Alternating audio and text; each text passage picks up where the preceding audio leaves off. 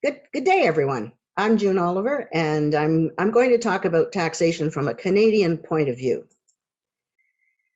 I'm going to assume that you are a Canadian who continues to file an annual tax return to the Canada Revenue Agency, and that you spend time in San Miguel de Allende and are a member of the UUF SMA congregation.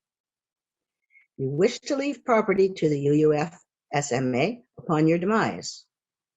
Your gift of property can be bank accounts, an investment portfolio, registered or non-registered, or real property. Property can also be artwork and other collectible items of value. And that you have both a Canadian will and a Mexican will. Very important. In your Canadian will, you can have both a primary and a secondary will, and they will cover your worldwide property unless there is an exclusion for foreign property covered by a separate will, like your Mexican will. Your Mexican will should cover only your property in Mexico. A Canadian will alone will not extend any Canadian tax benefits to property in Canada or Mexico that is donated to a Mexican charity. And if property is owned jointly, these rules apply on the death of the joint owner, and I will speak only to taxes on death for property situated in Canada. Okay, unlike the USA, there is no estate tax or death tax in Canada. There's also no inheritance tax. Canada has capital gains tax and probate fees. The executor of your will is responsible for filing a final terminal income tax return, known as a T1, up to the date of death. After the date of death, a trust is created, and the executor is responsible for filing a trust income tax and information return, a T3, for the estate. The trust fiscal year is for the next 12 months following the date of death. The executor has an option of filing up to 4 different T1 terminal returns depending on circumstances, each with the basic personal exemption. When a person dies, the CRA considers that the person has disposed of all capital property right before death. The CRA calls this deemed disposition. Capital property is defined as any property that, if sold, would result in a capital gain or loss, but not your principal residence, because that's considered is not tax. It's not capital property, and it's not taxed. Your principal residence, that's key. There are tax benefits in Canada for bequeathing capital property to a qualified donee. So what is a qualified donee? Those two words pop up everywhere in the Income Tax Act. Canada Revenue Agency defines a qualified donee as a registered Canadian charity that can issue official donation receipts for gifts it receives from individuals and corporations. A foreign charity that has received a gift from Her Majesty and Right of Canada is registered by CRA, can be a qualified donee for a specific period of time, but currently there are only 3 such foreign charities. Most international charities will register a Canadian entity with CRA and become a qualified donee in order to support their foreign charitable works. And I'll give you a good example of that. I'm a Rotarian, and the head office for Rotary is in the US. But Canada has its own foundation. And so we Canadians can donate to the US if we donate through the Canadian arm of Rotary. If you have US source income, this could be income from a business in the US, rental from income property in the US, income from a trust or investment income for securities registered in the US. If you bequeathed a US-based stock that cost you, say, $10,000, but had a value of $100,000 on date of death, the capital gain would be considered 0 if bequeathed to a qualified donee in Canada. If the same stock was bequeathed to UUF SMA, the estate would have to report a capital gain of $90,000. There would be a foreign tax credit to offset any tax paid in the US as a result of this donation, and that's because there is a tax treaty between US and Canada. If you bequeathed an amount to the Unitarian Universalist Fellowship of San Miguel de Allende, Texas, your estate would be eligible for a deduction up to 100% of your net US source income.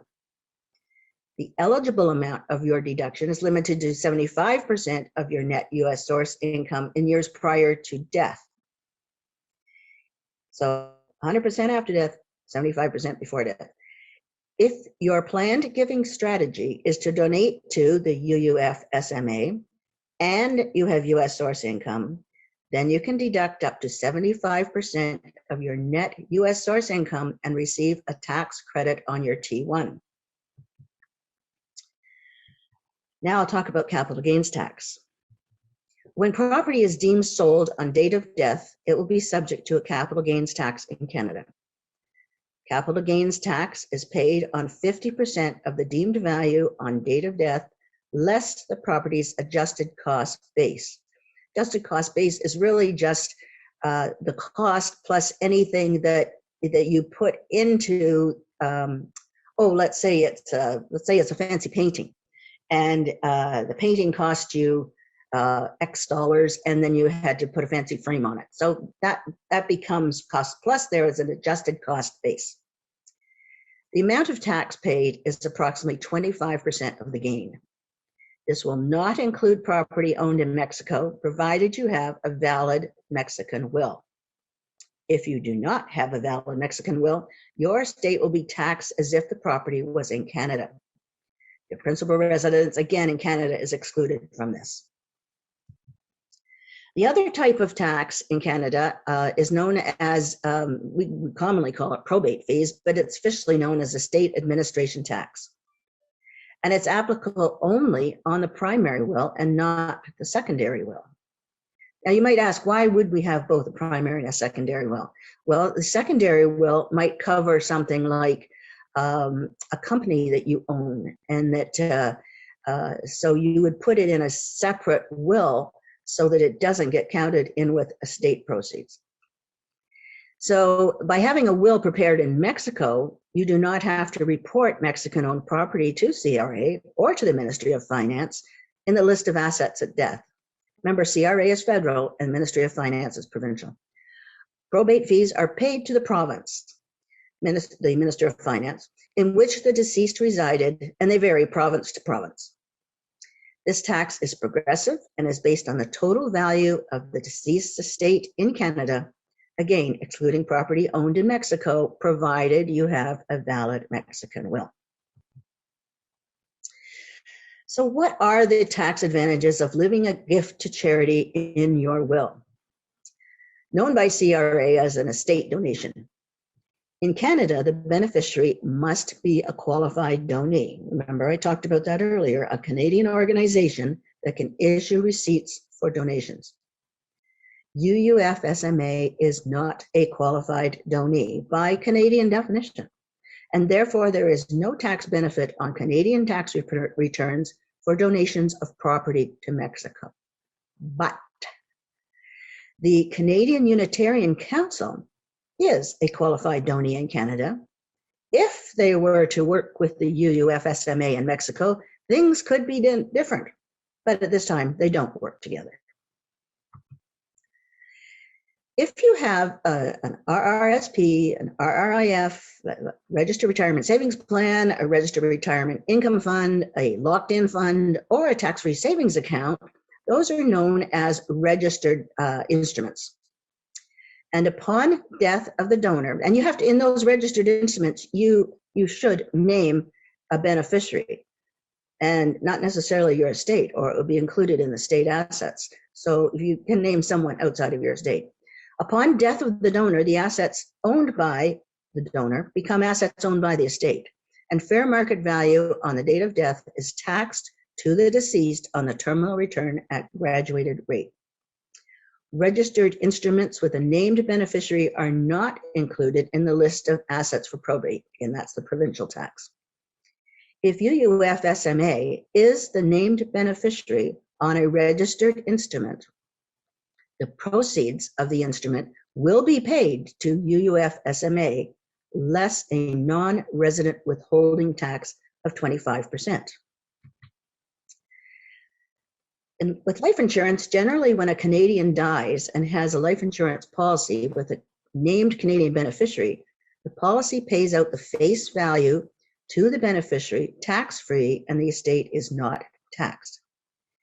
If UUF SMA is the named beneficiary on a Canadian life insurance policy, the executor will arrange for the proceeds to be paid less a 25% foreign beneficiary withholding tax. This can become very complicated when they talk about insurable interests and Mexican taxation, and you really need an expert to be involved. The government paperwork on something like this can be really a challenge. Non-registered investments in a life insurance company, we call them segregated funds here in Canada. Non-registered investments with a life insurance company can name UUF SMA as a beneficiary, and the face value would flow directly to UUF SMA and bypass probate, but a foreign tax of 25% is incurred. If you have an investment portfolio, you can donate it to the UUF SMA. When a Canadian estate donates an investment portfolio to a Canadian registered charity, a qualified donee, the estate does not have to pay tax on any capital gain incurred at the date of death, and the estate receives a donation receipt for the fair market value at the time the donation is made. This is not the case when a Canadian estate donates a Canadian investment portfolio to a foreign beneficiary. The estate in Canada will be taxed on a capital gain. And as with other things, sometimes the rules are different in the province of Quebec. So I'm going to give you one quick example here. Say a widow with no family bequeaths her family cottage in Ontario to UUF SMA in her will. So it's property in Ontario, and she wants to donate it to UUF SMA. On death, the cottage would need to be appraised and the capital gain calculated, and the gain would be reported on the terminal return with tax at approximately 25% of the gain. The executor would need to sell the cottage, which would result in a capital gain or loss to be reported on the trust return. The executor can then wire the proceeds less a 25% withholding tax to UUF SMA. This really is a simplistic example, and there are a lot of government paperwork for the executor. Thank you for listening. Of course, I've got to do the disclaimer because I am a retired accountant.